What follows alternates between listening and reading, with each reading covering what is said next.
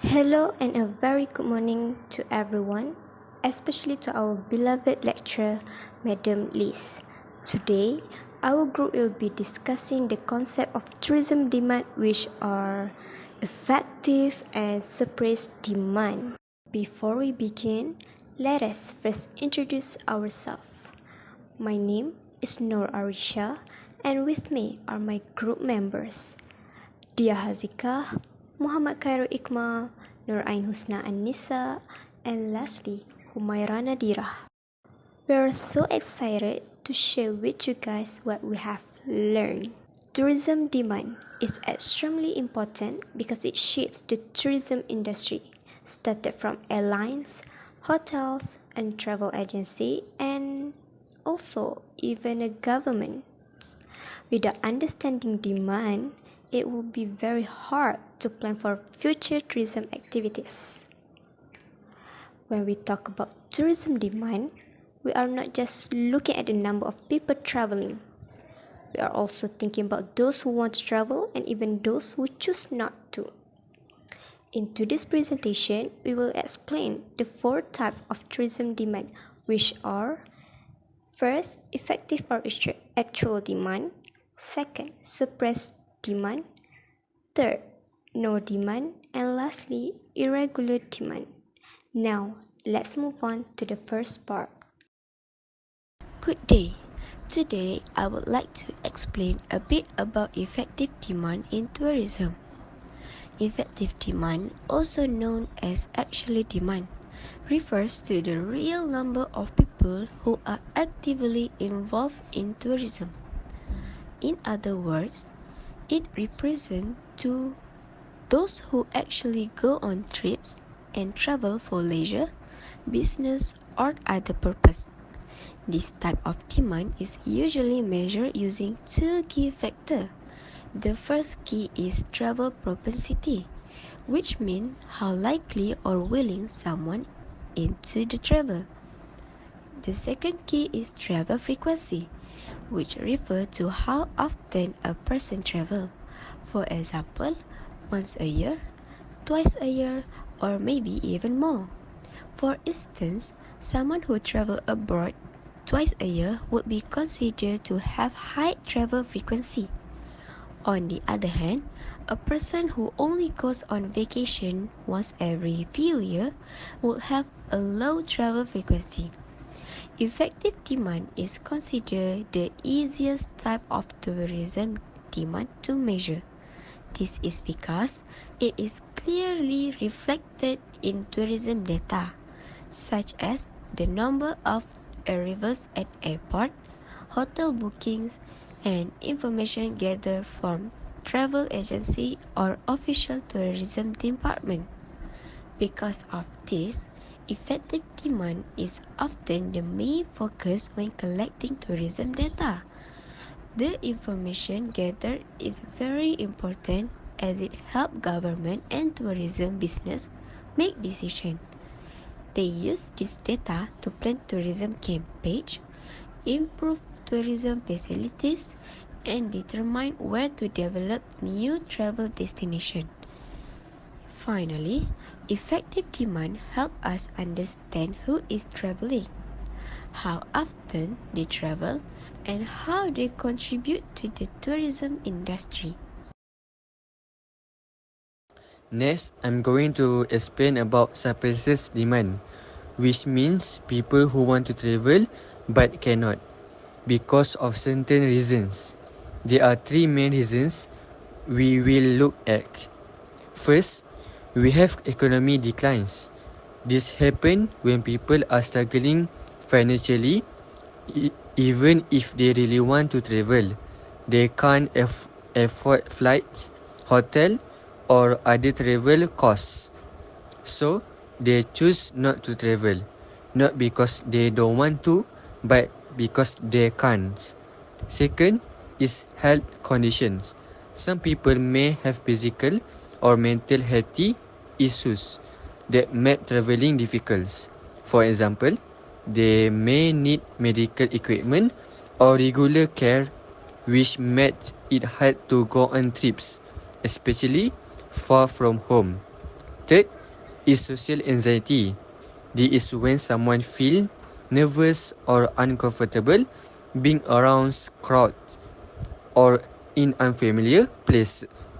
It means stop them from going on holidays even if they have the money and are physically healthy. All these people are part of what we call suppressed demands. People who don't travel even talk they want to. In contrast, effective demands include those who do travel.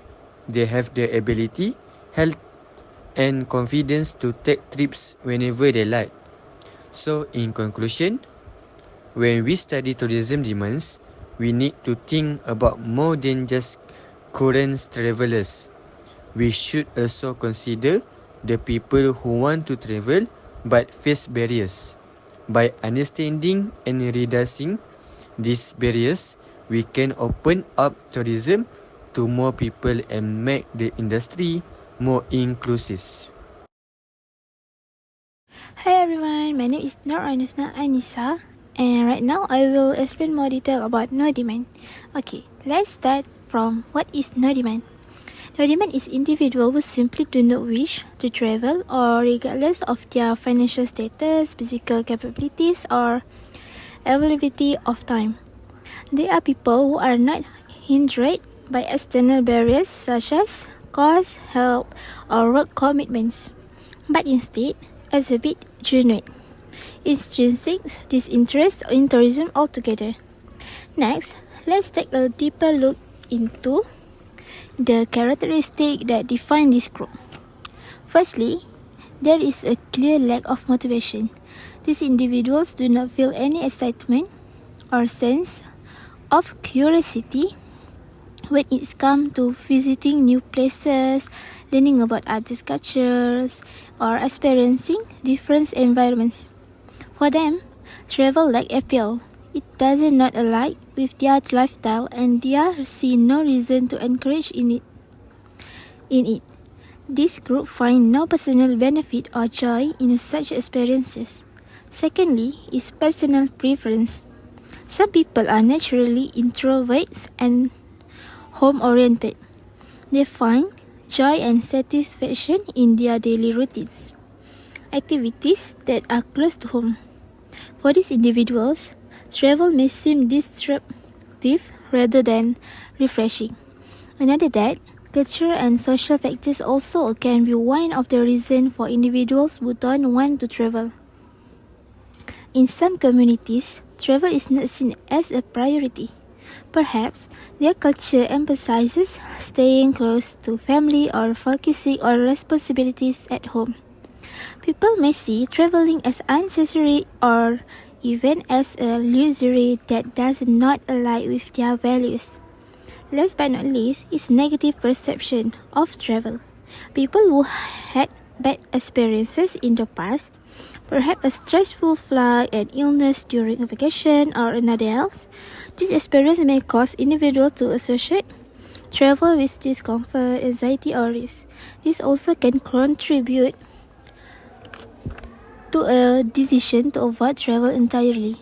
To help visualize this group more clearly, let's look at the example is imagine a retrier who find fulfillment in spending time with grandchildren and they have a time, but not for going to traveling.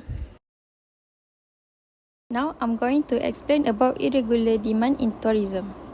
Irregular demand refers to unpredictable change in the number of tourists visiting a destination. Unlike regular or seasonal patterns, irregular demand doesn't follow a fixed schedule and can change suddenly due to factors like trends, social media influence, weather conditions, political situations, or economic change. To understand irregular demand better, let's look at three related types of demand that often contribute to it. First is latent demand. This is when someone wants to travel, but they can't because of personal limitations, like not having enough money, limited time due to work or studies, or health concerns. For example, many young adults dream of traveling to Europe, but they might postpone it until they save enough. The intention is there, but it hasn't become actual travel yet. The second one, we have induced demand. This is demand that's triggered by external influence like marketing, promotions, or social media. People may not be planning to travel, but when they see an influencer posting about a tropical island or a limited time flight deal, they suddenly feel the urge to book a trip. This kind of demand is powerful but also unpredictable. Third is seasonal demand. This refers to change in travel demand depending on the time of year. During school holidays, public holidays, or festive season like Hari Raya or Christmas, travel demand increases sharply. However, during the off-season, like during exam periods or the rainy season, demand often drops. Travel companies must be prepared to adjust their pricing and services during this period. In conclusion, irregular demand is a major challenge in tourism because it is not easy to predict or control. However, by understanding the role of latent, induced, and seasonal demand, tourism operators can prepare better and respond more effectively when sudden change happen. Flexibility and quick decision making are key in managing this type of demand. In conclusion, tourism demand is not just about who is traveling now. It includes those who want to travel but cannot, and even those who have no interest at all. By studying effective demand, suppressed demand, no demand, and irregular demand, the tourism industry can plan smarter and make better decisions for the future. Tourism is a dynamic and ever-changing industry, and understanding demand is the first step towards success. Thank you for listening to our presentation.